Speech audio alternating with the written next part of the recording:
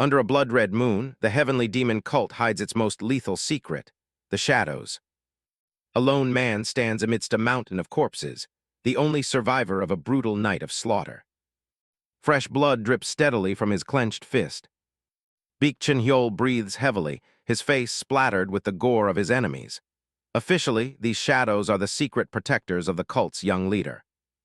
He stands firm in a pool of blood that isn't his own. They're called the leader's alter egos, silent blades that handle the jobs no one else can. The warrior grips his heavy broadsword, his robes tattered and stained from the struggle. Unofficially, they're just dogs. A new wave of masked assassins surrounds him, each one a master of the cult's secret arts. Baek stares them down and asks who they think they are. The crowd of shadows hesitates, sensing the sheer power radiating from the man in the center. He demands to know who gave the order to kill him. These men have no names, only the mission. One of the assassins lunges, a desperate attempt to strike down a legend. The master cuts through them effortlessly. Only the highest-ranking elders know the true origins of the shadows. And in the cult's long history, no shadow has ever been allowed to reach the rank of elder. Baek swings his massive blade with bone-crushing force. He is the first shadow to ever reach the ultimate demonic realm. An assassin struggles to block the heavy strike. To the cult, a master like him is a mistake that needs fixing. The warrior roars again, demanding an answer for this betrayal. He clashes with the masked killers, his speed and power overwhelming their coordinated attacks. One of the shadows gets slashed across the chest and screams for the others to finish the job. Baek's eyes narrow as he hears the desperate command. He spins into a whirlwind of steel, cutting down anyone within reach. He refuses to die at the hands of these puppets. Baek looks up at the red moon and tells his unseen audience to watch closely. He hasn't forgotten his fallen comrades, those discarded just as easily as he is now. The warrior prepares his next strike, telling the new arrivals that this slaughter is their only future. The lone survivor declares he's done following orders. He's fighting for his own life now. The remaining assassins freeze, paralyzed by his murderous intent. Baek mocks their fear, wondering why they're hesitating to finish the job. A voice booms through the air, ordering the path to be opened and calling the assassins fools. The warrior's expression shifts as he senses a massive spike in demonic energy. A figure descends from the sky, hovering above the battlefield. How pitiful, he sneers. Baek recognizes the newcomer instantly. It's the heavenly demon. The cult leader glows with a terrifying crimson aura, demanding respect from his subordinate. He can't believe the supreme leader would come down here just to deal with a single shadow. The demon acknowledges him, calling Baek the greatest assassin the cult has ever known. The master's face contorts with rage. He gave everything to the cult, only to be hunted like an animal. The leader is unmoved. To him, a hunting dog is meant to be eaten once the hunt is finished. Baek's eyes burn with a dark light. He asks if his usefulness is the only measure of his life. The heavenly demon smiles cruelly. A dog that tries to surpass its master is a threat that can't be tolerated. The warrior roars, swinging his sword with every bit of strength he has left. He argues that a shadow must be strong to survive. He rejects the cult's twisted logic. He refuses to accept his death as a simple order. The demon's aura flares up, suffocating the area. Any dog that shows killing intent toward its master must be put down. Baek clenches his teeth, pouring his soul into a final, desperate strike. He's done living as a slave. Baek unleashes his final, desperate technique, the mad demon's blood-chasing dance. The heavenly demon is insulted by the resistance, his aura flaring with lethal intent. Steel clashing against energy, the warrior throws everything into one last suicidal charge. He stands battered among the dead, his body pushed far beyond its breaking point. The cult leader stands triumphant, ordering the defiant shadow to be reduced to ashes. Baek roars in refusal, his blood-stained face fixed in a mask of pure defiance. He cannot accept this end. The two ultimate powers collide in a blinding explosion of demonic energy. The heavenly demon sneers at the arrogant fool, channeling his destructive power into a final strike. The blood-chasing palm connects, a concentrated blast of pure malice aimed right at the warrior's heart. The impact levels the area, a massive wave of light and sound consuming everything in its path.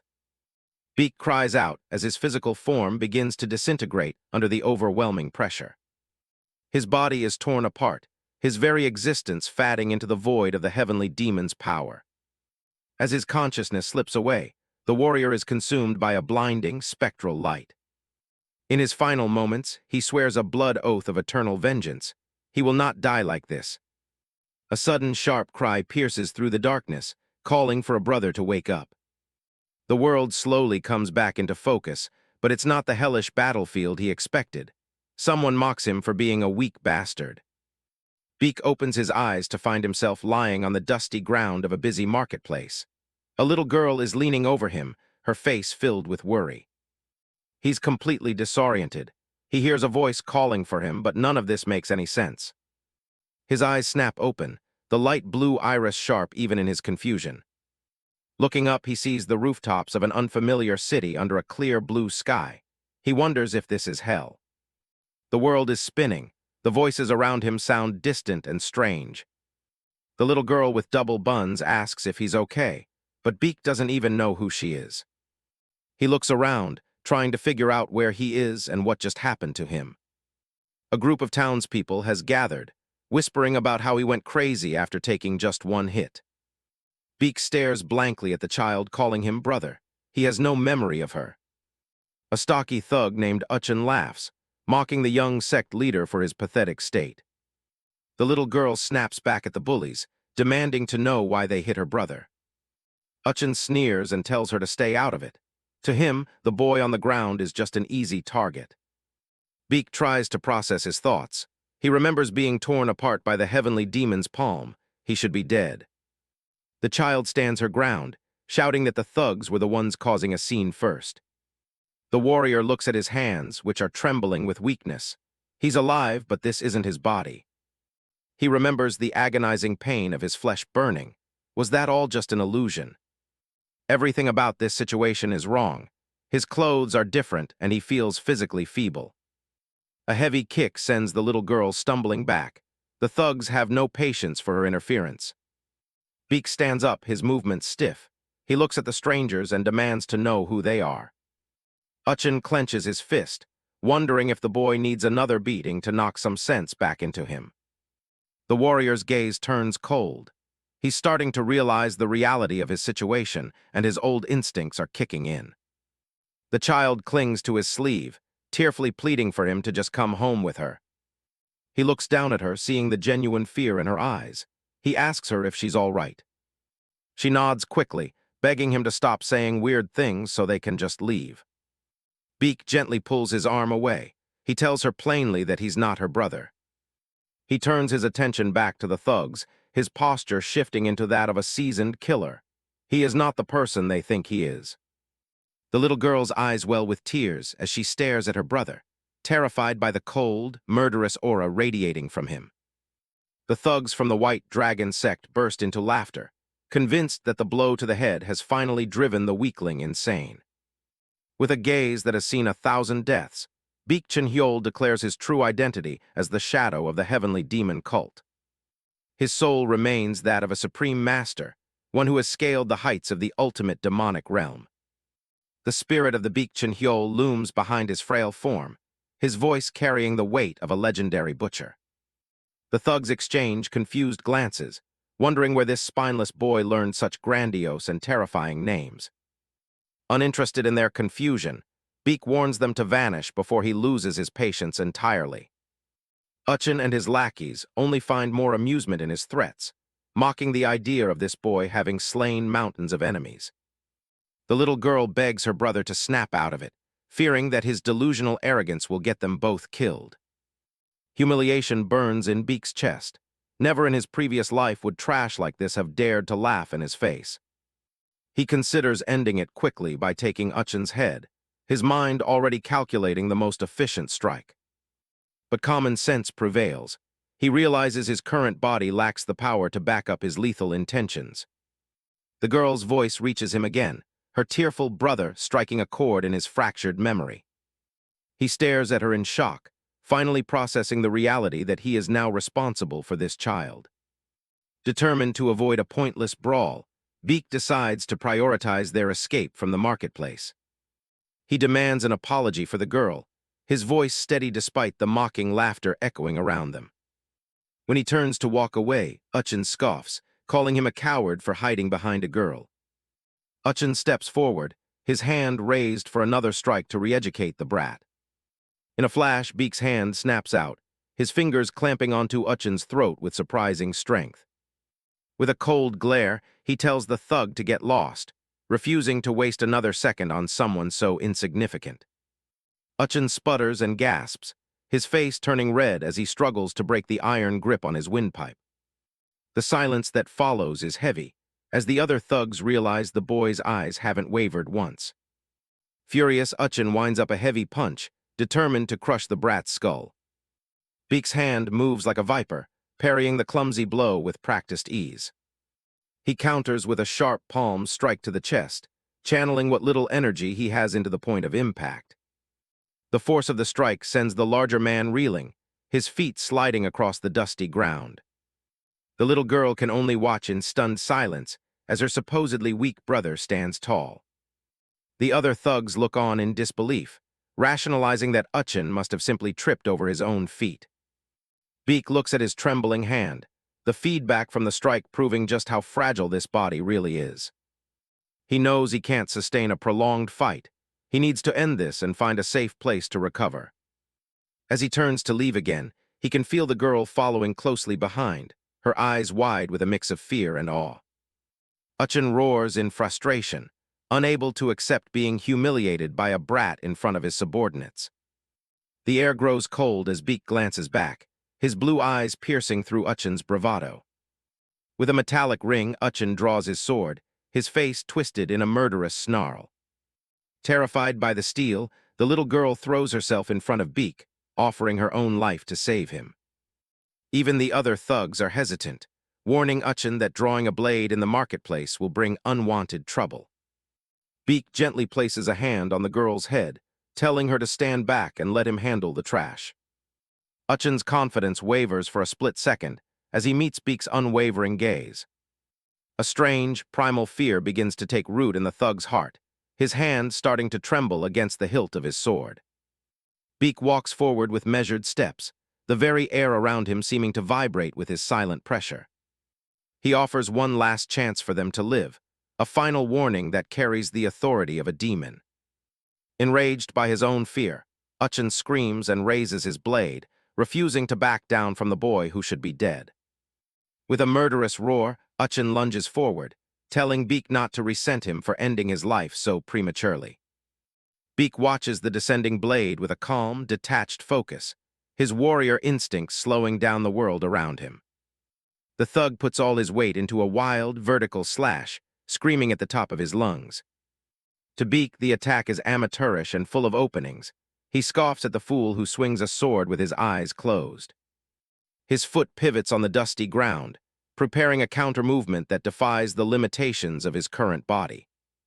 In a blur of motion, Baek leaps and spins, his body twisting through the air to evade the clumsy steel. But something felt wrong, a sharp swoosh as the blade sliced into his thigh. In midair, Baek's expression flickered with hesitation as he realized he had been too reckless. This body was incapable of executing such complex techniques. Uchin's expression was a mixture of impulse and fear, as a streak of blood slashed across the frame. The little girl screams out for her brother, her voice trembling with terror at the sudden explosion of violence. Even so, Baek landed lightly while his opponent still stood there, stunned.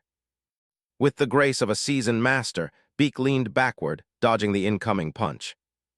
A punch to the thug's stomach sent him reeling, doubling over in a fit of dry heaving.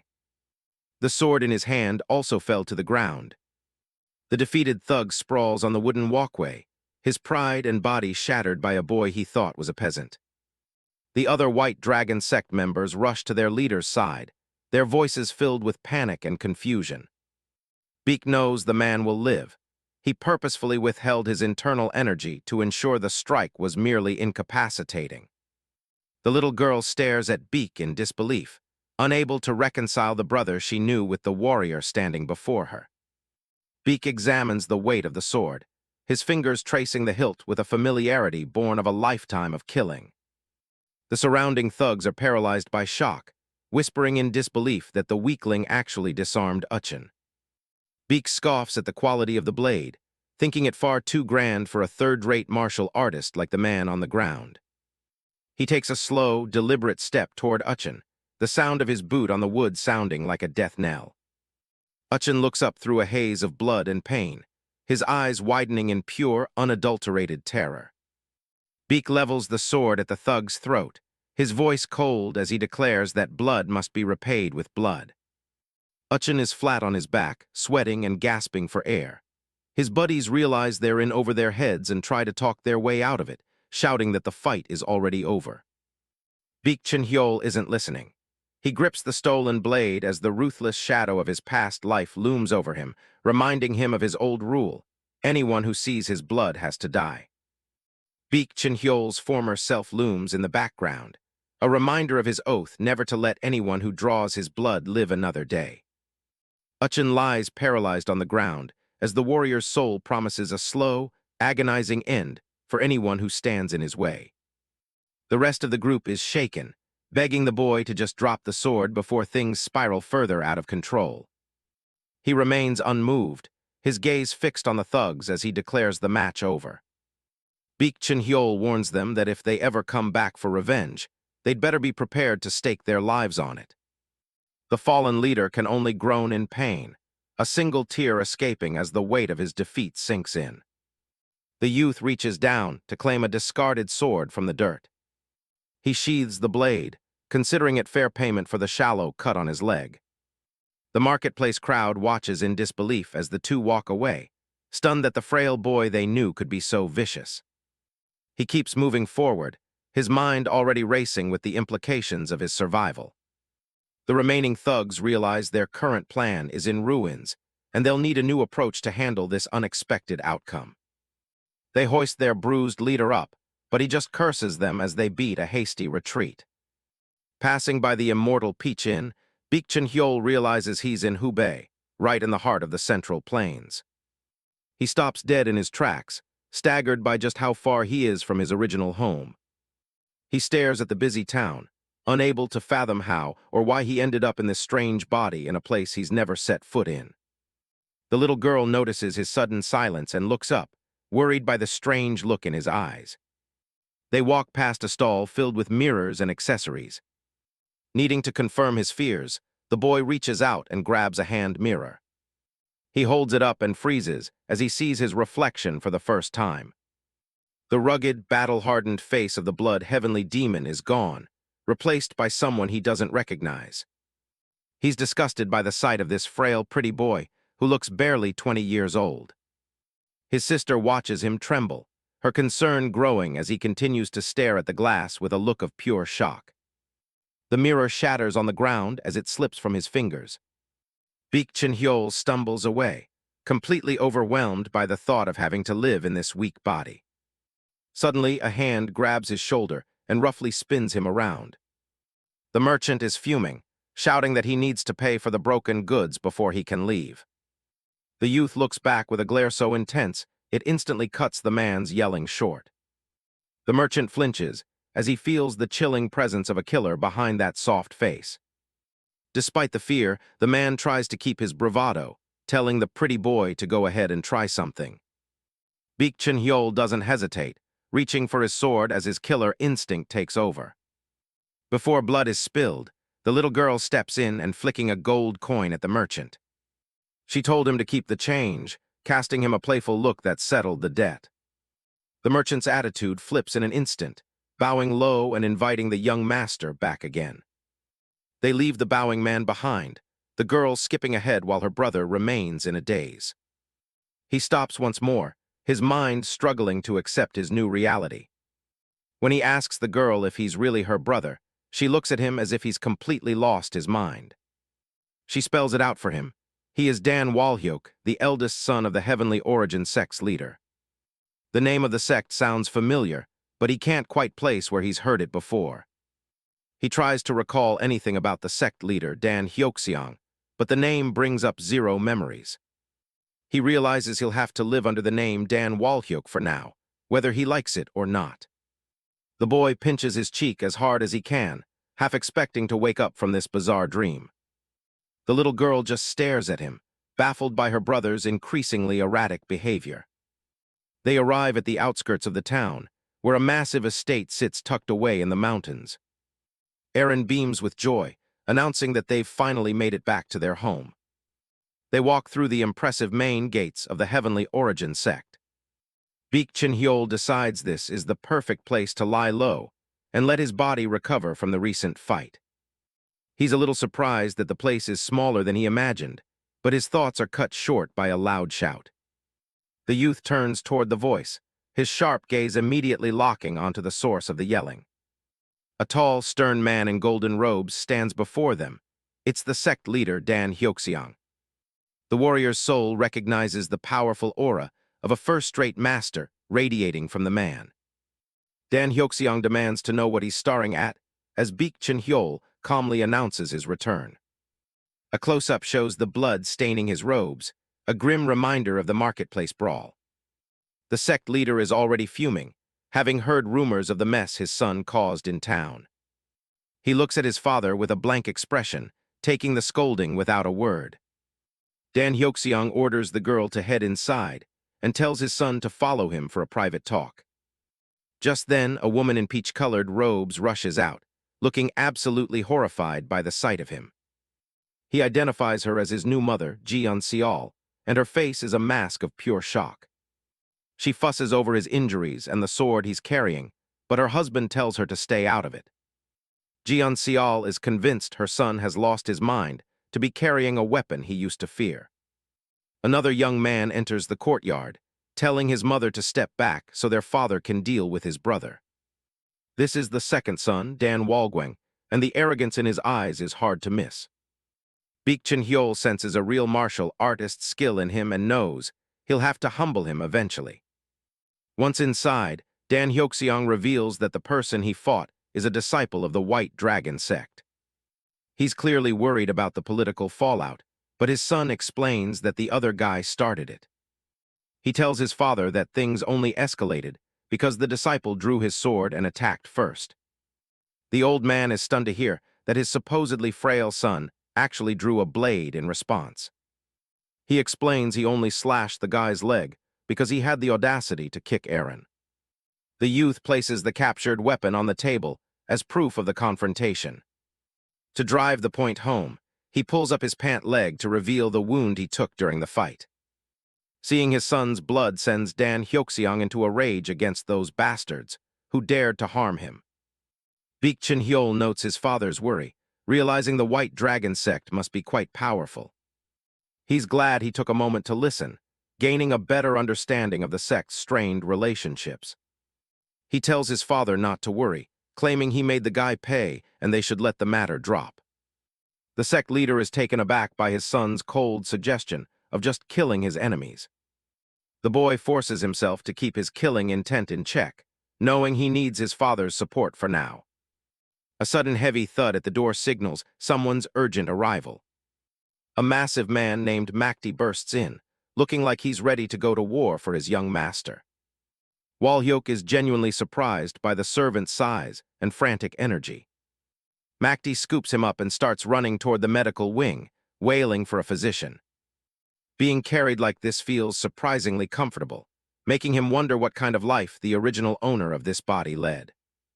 As night falls, the family physician carefully examines the wound under the light of the moon. He confirms that the meridians are intact and says the boy will be able to move around fine by tomorrow. The doctor finishes his work and advises the young master to get plenty of rest. Makti is left in tears, his face a mess as he continues to cry over his master's condition. Makti is still bawling his eyes out, clutching onto his young master's leg as if his life depends on it. Baek Cheonhyeol is quickly losing his patience, wondering why on earth this giant of a man is making such a scene. He finally has enough and kicks the blubbering servant away, sending him sprawling across the floor. The room goes quiet for a split second, save for the sound of the servant hitting the wooden boards. Makti sits up, still sniffing and wiping his eyes, babbling about how his heart nearly stopped when he heard the news. Wolhyeok stares at him with a deadpan expression, asking if he gets fired or something if the young master gets a scratch. The servant is hurt by the cold remark, saying it's just not like his master to be so callous. Looking at the man's genuine distress, the warrior realizes that this servant must truly care for the boy he replaced. He claims he has a headache and tells Makti to leave the room so he can get some peace and quiet. Before the man can argue, he issues a stern command.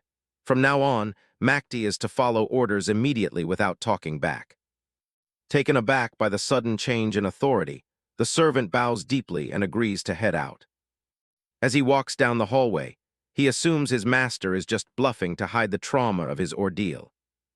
Alone at last, Wolhyeok stands before a mirror and pulls off his shirt to inspect his new form. He's disgusted by what he sees, a frail, thin body that looks like it hasn't seen a day of training in years. He sighs, knowing his plans for revenge against the heavenly demon cult are laughable in this weak state. But then he catches his own reflection's gaze, reminding himself that he's alive, free, and still has his soul intact. If the heavens saw fit to bring him back, then he'll just have to use his willpower to forge this body into a weapon. He sits on the bed and assumes a meditation pose, focusing his energy as a strange light begins to emanate from his eyes. His focus is shattered by a sudden, agonizing cramp in his leg that sends him toppling over. He curses the pathetic vessel he's trapped in, realizing the road to recovery will be much longer than he hoped. As he drifts into a restless sleep, a familiar, blood-red scene begins to take shape in his mind. He finds himself back on a battlefield, a lone warrior standing amidst a sea of corpses under a crimson moon. A severed head lies at his feet, its sightless eyes accusing him of being a heartless monster. The voice of his past self echoes through the void, calling him a dog of the minor cult leader. Shadows of the men he killed begin to rise from the blood-soaked earth, their voices a chorus of hatred. They scream that they've been waiting for him in the depths of hell, ready to drag him down with them. The skeletal figures swarm him, their rotted hands reaching out to tear the flesh from his bones. He draws his blade and begins a desperate dance of death, hacking through the restless spirits of his victims. He bellows his defiance, shouting that in the world of martial arts, the strong are the ones who write the laws. In the heavenly demon cult, there was no room for mercy, only the absolute authority of the powerful. But even as he slashes them down, more and more ghosts emerge from the carnage to overwhelm him. A skeletal hand clamps onto his chest, the cold of the grave seeping into his very soul. He struggles against the weight of 1,000 sins, his breathing coming in ragged, desperate gasps. One of the apparitions looms over him, declaring that his time has finally come to pay for his atrocities. He lets out a blood-curdling scream, his face contorted in a mix of terror and unbridled rage. "I cannot die like this," he shrieks, his voice echoing through the nightmare world. He bolts upright in bed, gasping for air as the morning light begins to filter through the paper screens. A sudden, angry shout from outside the house snaps him out of his daze, demanding that he show himself. His recovery is interrupted by a frantic pounding at the front gates of the estate.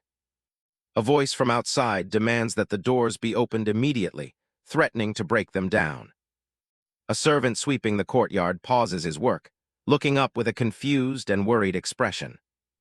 He hurries toward the gate, unbolting the heavy wooden beam to see who could be causing such a ruckus at dawn. The servant pulls the heavy door open, only to be met with the face of a man who looks ready to tear the estate down. The intruder identifies himself as Saman of the White Dragon sect, his voice dripping with arrogance as he stares down at the trembling worker. "The White Dragon sect?" the servant squeaks, his face pale as he realizes the magnitude of the situation. Saman isn't alone. A group of his men loom behind him as he demands to know the whereabouts of Dan Wolhyeok. His shouts echo through the quiet morning air, accusing the Heavenly Origin sect of ignoring the will of his masters. Inside his room, Wolhyeok hears the commotion and turns his head, a sharp look in his eyes as he realizes his past actions have finally caught up with him. From the porch of the main building, Sect leader Dan Wolhyeok reminds the intruders that he already explained the boy is still recovering from his injuries. Wolhyeok steps into the shadows of the doorway, his expression cold as he watches the scene unfold from a distance. Samon isn't interested in excuses, shouting at the top of his lungs for the sect leader to hand over the boy immediately. Dan Wolhyeok stands his ground in the courtyard, his posture relaxed but his eyes filled with a quiet, dangerous intensity. The blonde intruder threatens that any refusal will be seen as an act of war between their two rival organizations. The sect leader counters with a stern voice, pointing out that it was the White Dragon disciples who first laid hands on his daughter and tried to kill his son. Samon dismisses the claim, his face twisting into a sneer as he orders the boy to be brought out to face his judgment. He takes a bold step forward, clearly intending to force his way deeper into the estate if his demands aren't met. "Young master, what are you doing out here?" the servant gasps as Wolhyeok suddenly emerges from the building. Samon points a finger at the boy, his eyes lighting up with malice now that he has found his target. He mocks Wolhyeok for using underhanded tricks against his junior brother, trying to paint the earlier fight as a cowardly act. Wolhyeok just smirks, retorting that the guy he thrashed must have been a real loser if he's still playing dead after a simple beating. The insult lands like a slap to the face, sending a ripple of fury through the gathered White Dragon disciples. One of them reaches for his hilt, his hand trembling with the urge to silence the fearless little punk once and for all. Samon draws his own blade with a flourish, declaring that he will pass judgment in the name of the White Dragon sect. The sharp steel of the intruder's sword flashes in the morning sun as he prepares to strike. Suddenly, his confidence wavers as he feels a massive surge of spiritual energy emanating from the older man standing before him. Dan Wolhyeok draws a massive blade that glows with a fierce blue light, his voice booming as he warns the intruders to put their weapons away this instant. Samon shouts at the gate, demanding punishment for the ambush on his fellow disciple. Dan Wolhyeok warns them to sheathe their steel, or he won't just stand by as the sect leader. Samon isn't backing down, asking if they really want to make an enemy of the White Dragon sect. Baek Cheonhyeol watches from the side, recognizing this as a classic move to bully a smaller sect. The boy tells his father to let him handle it, since he's the one involved. He steps forward to clear things up, leaving the old man wondering where this new confidence came from. Baek stares the intruders down, completely unfazed by their aggressive stance. Samon is outraged that a kid like him is actually speaking down to a superior. He sneers, insulting the Heavenly Origin sect for failing to teach their youth proper manners. Baek just fires back, nodding that the White Dragon sect's behavior says a lot about their own level. He asks what's wrong with his behavior, considering he's just acting like the young master should. Samon accuses him of being a coward who only won because of a lucky sneak attack. The claim of a sneak attack catches the boy off guard, but not in the way they expected. He drew his sword, repeating their words, his voice cold as he prepared to expose their lie. He pulls back his robe, revealing the blood-stained evidence of the fight. He laughs at the absurdity, calling them out for crying sneak attack after jumping an unarmed man. Samon's younger brother immediately brushed it off, claiming he only won by resorting to underhanded tricks. Baek reminds them that they're the ones who started the fight by kicking a little girl. He suggests they just ask the nearby merchants to find out who's telling the truth. The thugs look at each other, clearly shaken now that their lies are falling apart. Samon scoffs, claiming that witnesses can be easily bought or fabricated. Baek realizes there's no talking sense into them, so he asks how they'd like to settle it. He waits to see what kind of trap they've set for him. Samon smirks and proposes a duel to finally prove who's right. The sect leader is stunned by the idea, thinking his son has no chance in a real fight. They suggest a match with wooden swords to see if Baek can really win without any tricks. The boy just grins, more than happy to accept the challenge. Dan Wolhyeok tries to protest, but his son tells him not to worry. Samon warns him that the outcome will determine everything, and the loser will pay a heavy price. He looks completely confident, already imagining his victory. He plans to publicly shame the sect, claiming Baek is nothing but a coward. He goes even further, demanding they withdraw from the commercial district if they lose. The other sect members realize this was always about driving them out of their territory. Baek calls out their disgusting scheming, pointing out how the orthodox faction really operates. He then asks what the White Dragon sect is willing to put on the line if they lose. Saman is amused, asking if the kid is after their land. Baek demands they officially admit responsibility for the entire marketplace incident. And more importantly, their disciples must be banned from setting foot on heavenly origin land. The onlookers are shocked by the boldness of his counter-demands. Saman asks if he really thinks this little duel is worth placing sanctions on his entire sect. Baek just tells him to send someone who actually matches that worth then. Saman is left speechless by the sheer disrespect. Baek tells him to send someone who matches the worth of the young master. He suggests a first-class disciple of the White Dragon sect, just to keep things interesting. Saman can't believe the nerve of this punk. Dan Wolhyeok is even more shocked, wondering if his son has completely lost his mind. Baek makes it clear, if he loses the duel under these conditions, he'll hand himself over as the cause of the entire incident. Saman's mind is already racing with the massive ransom he could demand later. He dismisses Baek's confidence as nothing but a bluff from a famous weakling. He accepts all the conditions on the spot. Then he loudly announces himself as the one who will take the match. He's even excited about the prospect of stepping up himself. One of the sect members looks on, worried about what's coming next. With everyone as witnesses, the duel is set for 15 days from now. The White Dragon sect finally packs up and leaves the courtyard. Once they're gone, Dan Wolhyeok snaps and calls his son a fool. He demands to know why he'd do something so reckless. Baek just calmly replies it was the best solution. The old man asks if he even thought about the consequences. He tells him that wisdom is useless if he doesn't have the strength to back it up. Baek just looks away. Baek tells him not to worry, because he's not the same person he was in the past. His father yells that he won't tolerate his son sacrificing himself just to cover a mistake. Baek is a bit moved, realizing the old man actually cares for his son. He clenches his fist and says everything will be resolved if he just wins. Wolhyeok points out that his opponent is a widely recognized first-rate master. He yells that even with wooden swords, Baek is absolutely no match for someone like that. Baek just stands his ground. He slams the table, calling it nothing but reckless bravado. Baek is startled by the sudden outburst. He brings up the truth. His son was born with severed extreme yin meridians. The name of the condition triggers a memory in Baek. Wolhyeok reminds him that his physical strength is barely better than a woman's. He explains that because of his condition, he can't even learn proper internal energy cultivation. Baek is stunned. He asks how he expects to fight anyone in such a frail state. Baek is left in a cold sweat.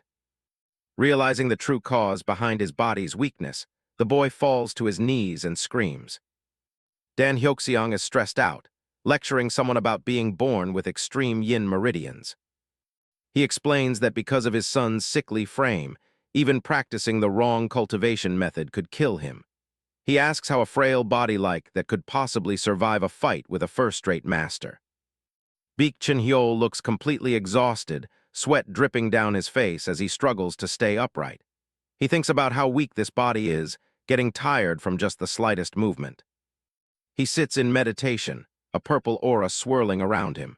He knows he needs a high-level yang method to fix his body, but this third-rate sect has nothing that can help him.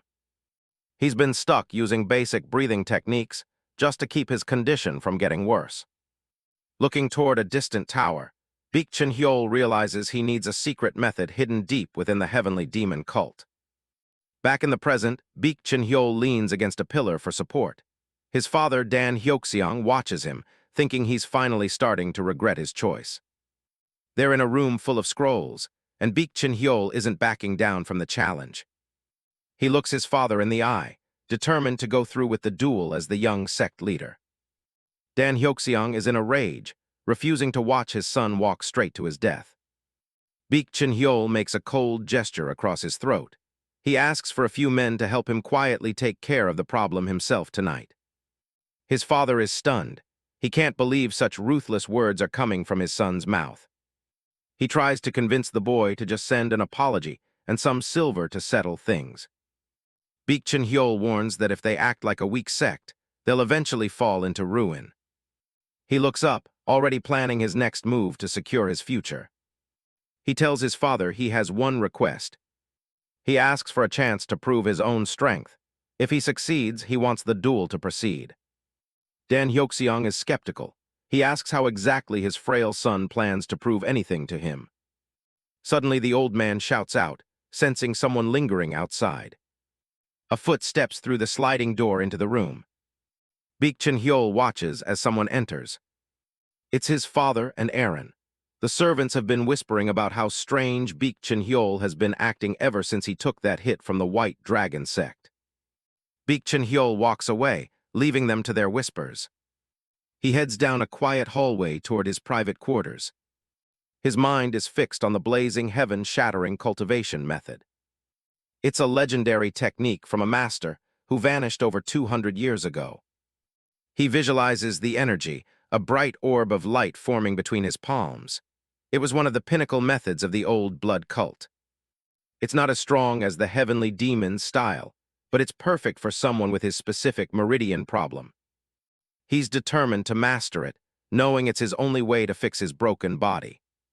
He sits shirtless in meditation, focusing on the forbidden energy. He's now the only one left who knows this secret. A loud knock on the door breaks his concentration. It's his brother Dan Wolhyeok calling out to him. Baek Cheonhyeol turns around, his eyes sharp and annoyed by the interruption. Dan Wolhyeok doesn't wait for an answer and starts pushing his way in. Baek Cheonhyeol asks him what he's doing there so late at night. Dan Wolhyeok storms into the room, clearly fuming. He says their father told him about the wooden sword bout in 10 days. Baek Cheonhyeol doesn't blink. He admits he's the one who asked for the match. His brother is dumbfounded. He can't wrap his head around why a weakling would challenge him.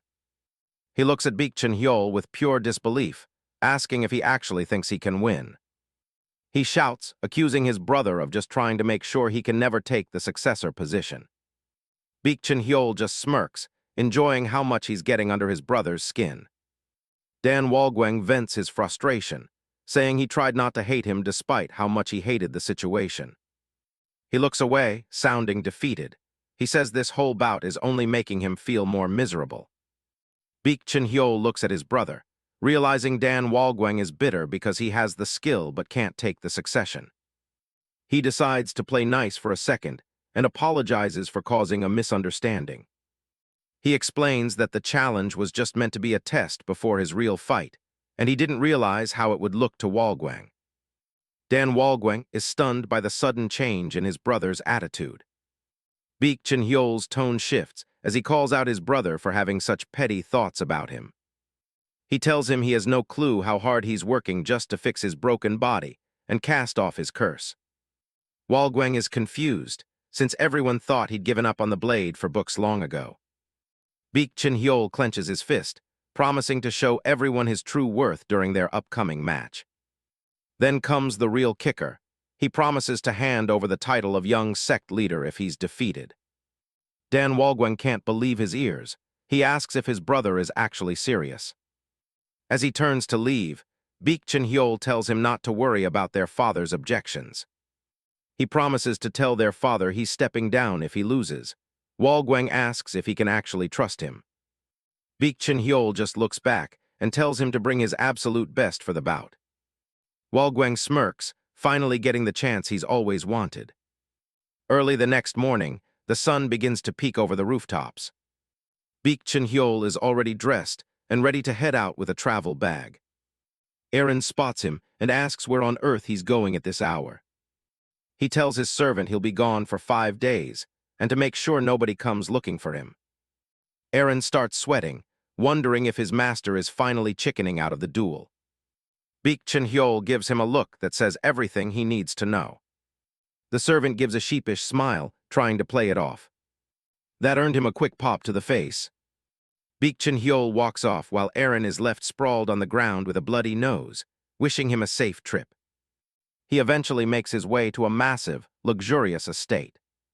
Inside, a servant is running full tilt through the halls, screaming for his master.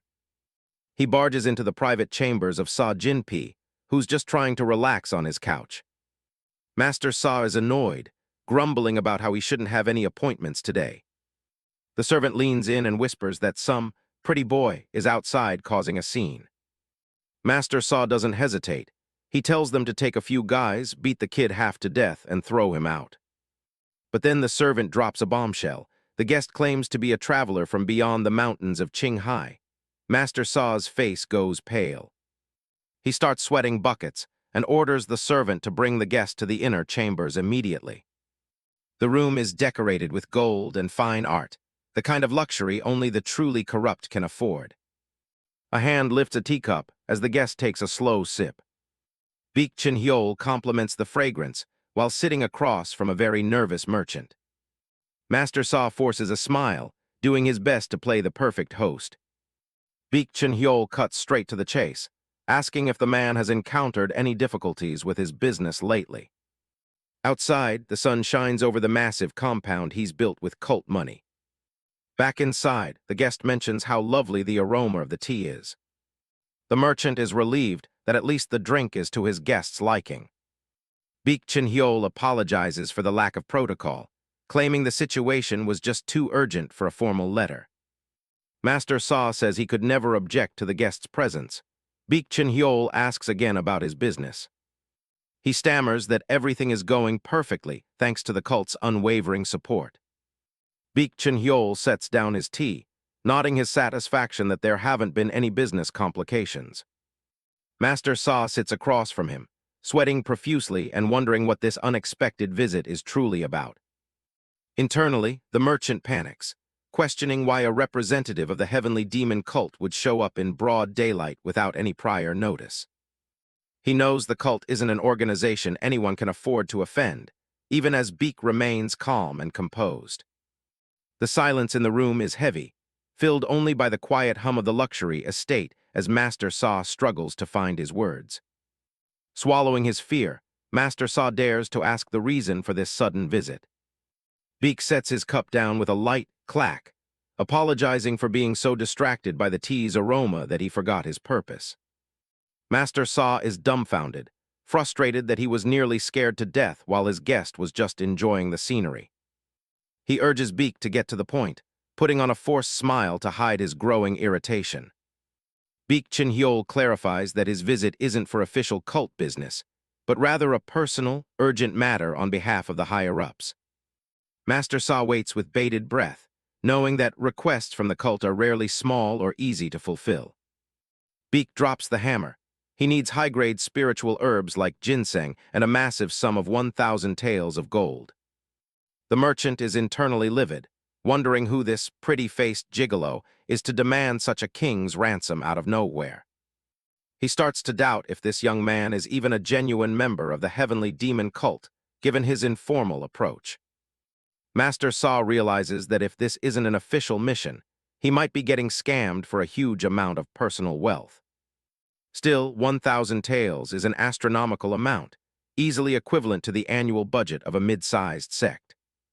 He worries that giving up 1,000-year ginseng on top of the gold would absolutely destroy his profit margins. Baek watches him silently, easily reading the greedy calculations running through the merchant's head. Reaching into his robe, Baek mentions there's one more piece of evidence for the merchant to consider. He slides a folded letter across the table, the parchment landing with an ominous finality that demands attention. Fearing he's been handed a death warrant, Master Sa nearly falls out of his seat while screaming for mercy. Baek offers a thin smile, reassuring him that he isn't there as an executioner, but merely as a messenger. The merchant trembles as he reaches for the letter, his eyes wide with apprehension.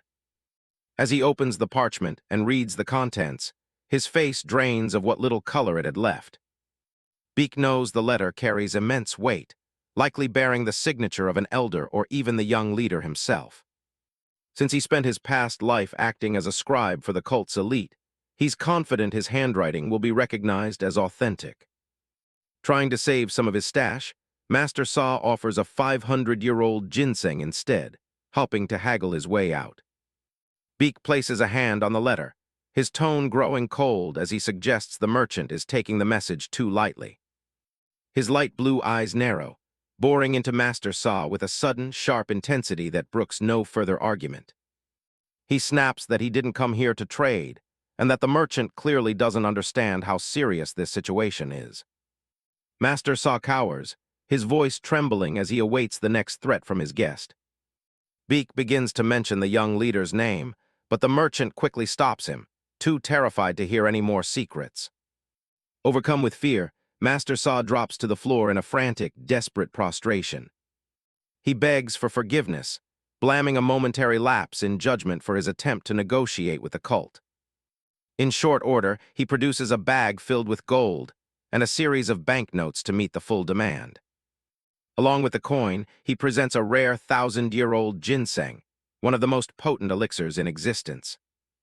Baek stares at the offering, acknowledging that this should be more than enough to satisfy his current needs. Master Saw remains bowed, pleading for his guest to be appeased and leave without further incident. Baek Cheonhyeol strides out of the merchant's compound, his bag significantly heavier than when he arrived. He smirks to himself, thinking about how easy it was to manipulate the greedy man using his knowledge of the cult. He leaves the city behind, traveling through the rugged mountains where a massive waterfall thunders into a pool below. By nightfall, he reaches a secluded roadside inn, finding a quiet place to rest before the next stage of his journey. Inside the quiet inn, a few travelers sit at the wooden tables, enjoying their simple evening meals. The staff works diligently behind the counter, preparing steamers filled with fresh dumplings for the guests. A plate of 3 steaming dumplings sits on a table, the aroma of the meat filling the air. Baek Cheonhyeol brushes aside the entry curtain, stepping into the warm atmosphere of the establishment. A young worker named Aaron welcomes him with a bright smile, eager to serve the new arrival. Taking a seat, Baek asks for the house specialties, while Aaron mentions that they also have rooms available for the night. Nearby, a rough-looking customer watches the exchange, seemingly suspicious of the well-dressed newcomer. Baek Cheonhyeol gives a wide, toothy grin and tells them to bring him one of everything, insisting on the richest and greasiest dishes regardless of the cost. The chef is stunned by the massive order, asking if anyone else will be joining the young man for dinner. The chef decides to limber up, excited to cook such a large feast for a single guest. The other customer continues to glare at Baek, perhaps annoyed by the young man's flashy display of wealth. Baek rubs his shoulder, frustrated by how frail and easily exhausted his new body becomes after only a short distance. He sighs, realizing that despite 3 days of constant meditation, his cultivation hasn't shown much improvement. His eyes sharpen as he looks toward his pack, confident that the 1,000-year ginseng he obtained will soon fix his power struggle. He rests a hand on his belongings, knowing that the legendary herb is the key to his future strength. The disgruntled customer at the next table continues to watch Baek with a look of pure disdain. Soon, the table is covered in a staggering variety of steaming, delicious dishes. Baek's face lights up with sheer gluttonous joy, drooling at the sight of the first lavish feast he's ever been served. He carefully picks up a piece of succulent glazed pork with his chopsticks, the meat glistening in the light.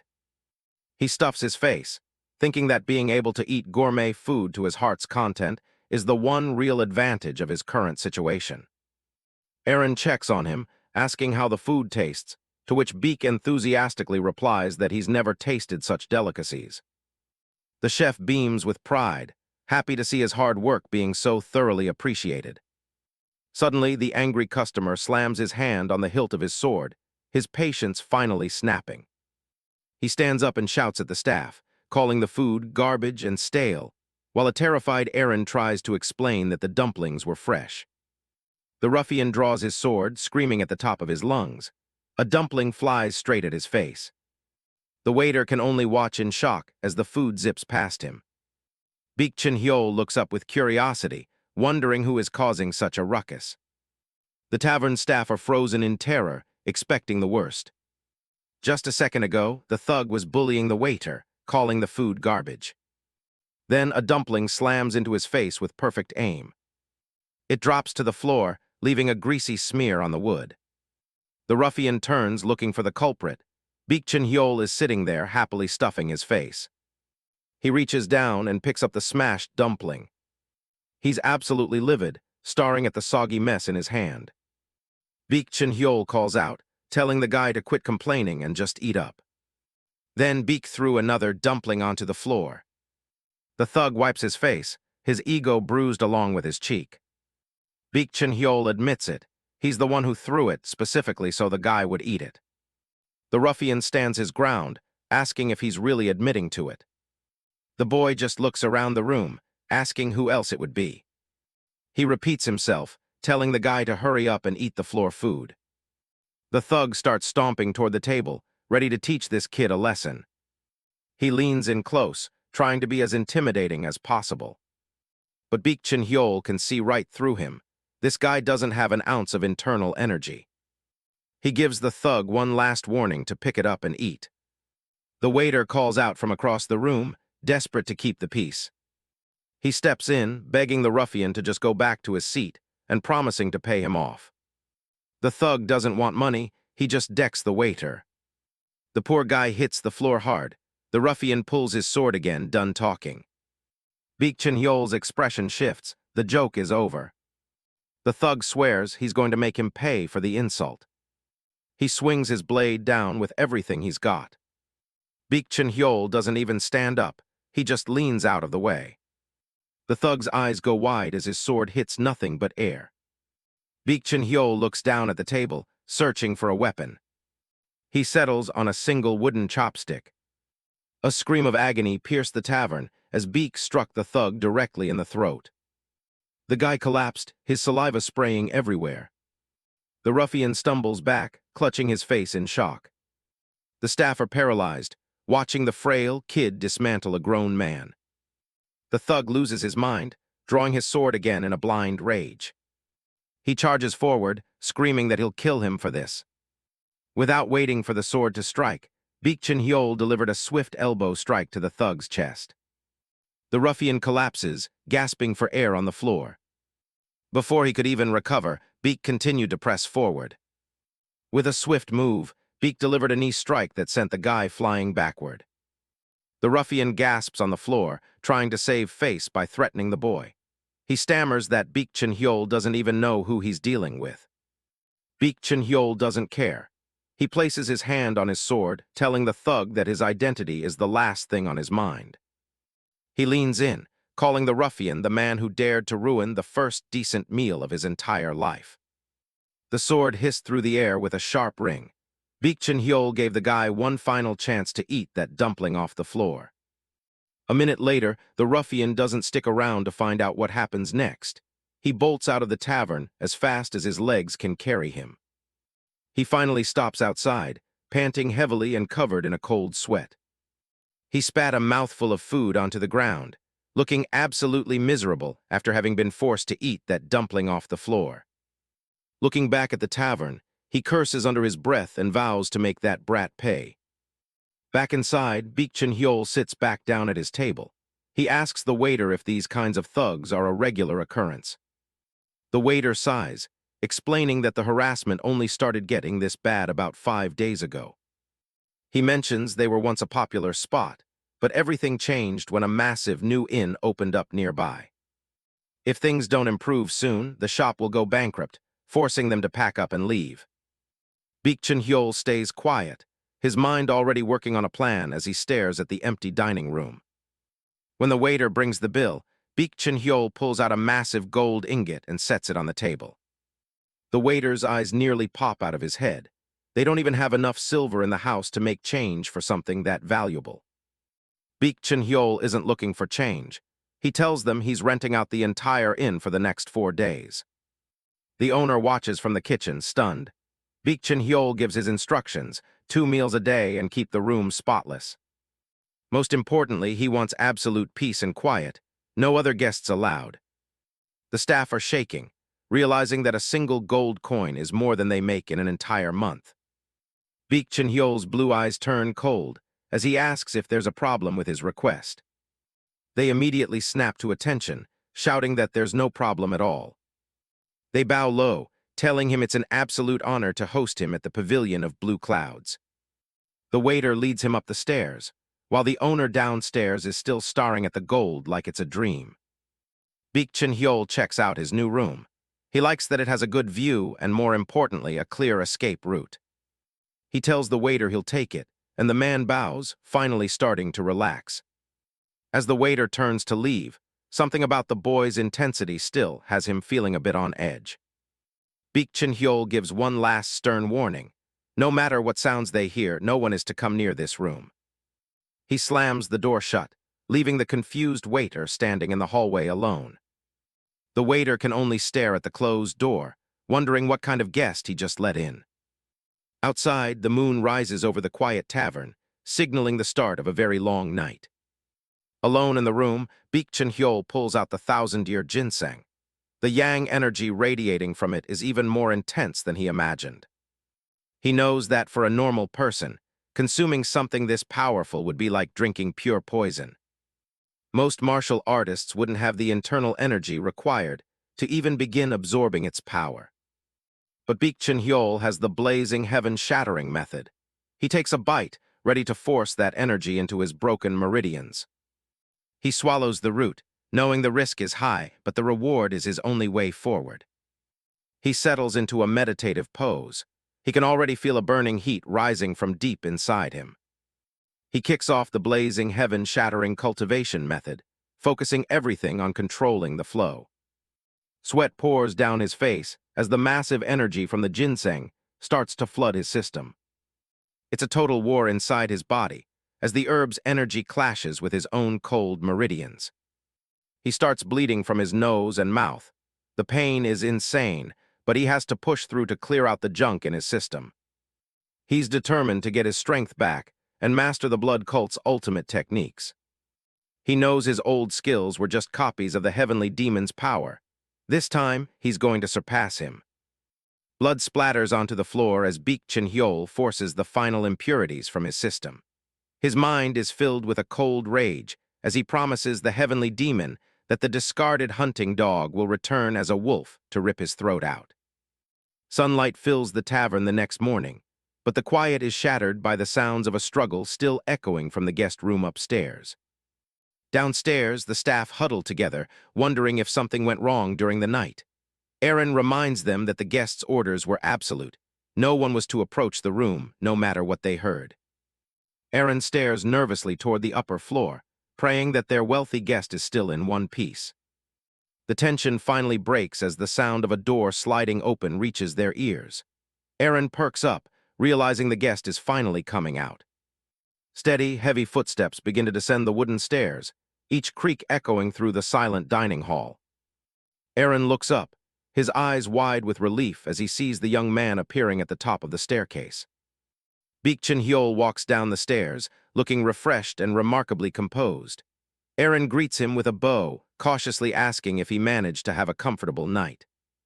Baek Cheonhyeol's blue eyes are clear and sharp as he looks at the waiter.